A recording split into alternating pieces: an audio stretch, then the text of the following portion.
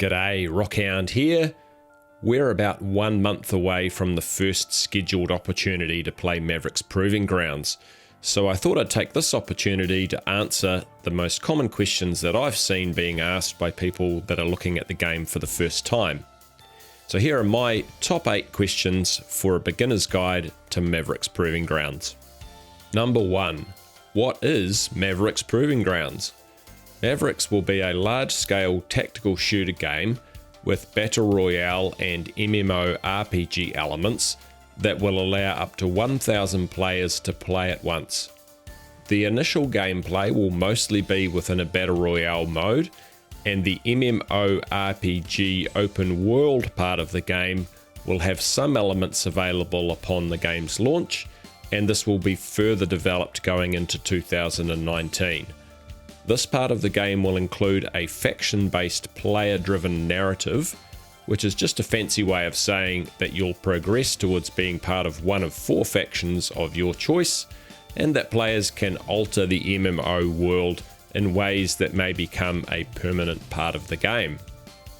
Number 2. How much will the game cost? Mavericks Proving Grounds will be free to play, with the option to buy what is known as citizenship. This is effectively a subscription that costs $5 a month and removes all purchase restrictions within the game, allowing you to trade and sell items within the in-game economy, as well as providing you a few other things like customizing your personal in-game drone. Number 3. How big is the Mavericks world?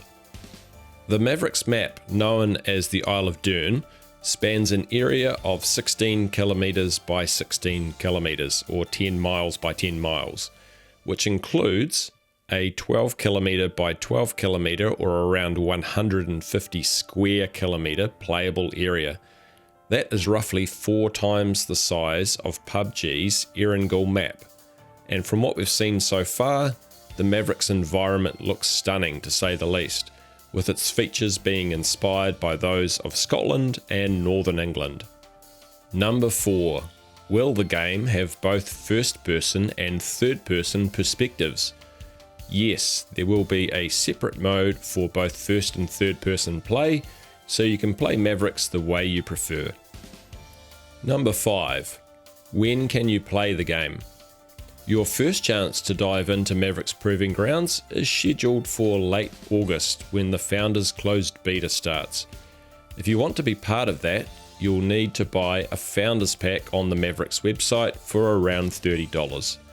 If you prefer not to purchase that pack, then you can sign up for the free-to-play open beta that kicks off in late October, prior to an early access release slated for early December.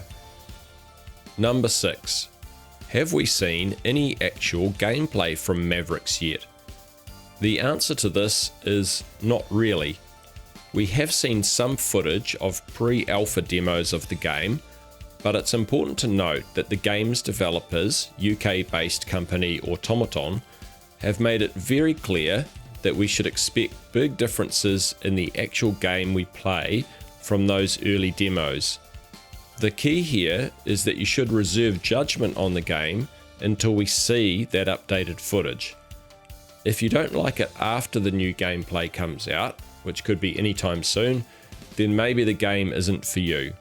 But don't base your decision on whether you want to play the game on the footage seen so far, and more importantly, just because a few well-known streamers have commented about the footage we've seen so far, doesn't mean that they know what the game will look like either.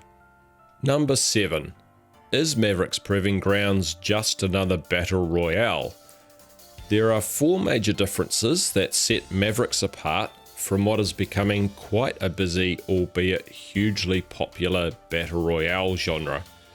Firstly, the game will be introducing an MMO RPG mode as we progress into 2019, so it will effectively become 2 games in one, a Battle Royale and an open world MMO. Secondly, the game will have a strong lore or backstory, which encompasses 4 factions with different base locations and ideologies. Thirdly, the scale of the game is unprecedented, as it will have up to 1,000 players on the map at a time. Initially, solo Battle Royale games will have up to 400 players, with 5-person squad games having up to 1,000 players. Fourthly, Mavericks has a physical social hub known as the Capital Island, where you can trade with other players, socialise and queue for games, so there's not going to be a game lobby or menu screen as such. Eighth and last, if PUBG struggles with 100 players, how on earth will Mavericks handle 1,000 players? This is one of the most common questions I see. In fact, there's plenty of people commenting that Mavericks is simply going to fail because trying to have 1,000 players on a single server will result in ultra laggy low FPS gameplay for everyone. However, these comments are ignoring that Mavericks is going to use a relatively new technology called Spatial OS that will allow multiple servers, or workers as they're known under Spatial OS, to run the game, meaning that scenarios with perhaps even 10,000 players aren't unlikely or aren't unachievable. To give you an idea of just how significant Spatial OS is, the company that developed it, which is called Improbable, are a 300-person venture based in London, and it has recently been valued at over $2 billion. They are a substantial new player in the gaming market, and Mavericks will be only the second game after Worlds Adrift to use Spatial OS.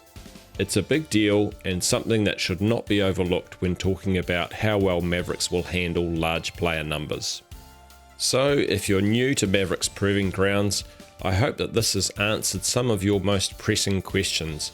If you have other questions, feel free to ask them in the comments below, and I'll do my best to answer them for you. If you're wondering what's next for Mavericks, we should see some updated gameplay in the not too distant future, before the Founders Closed Beta starts at the end of August. So please consider subscribing to this channel and turning on notifications if you'd like to get the latest updates about the game. If you found this video helpful, please consider leaving a like or a dislike if you didn't find it helpful. Thanks for watching and enjoy the rest of your day.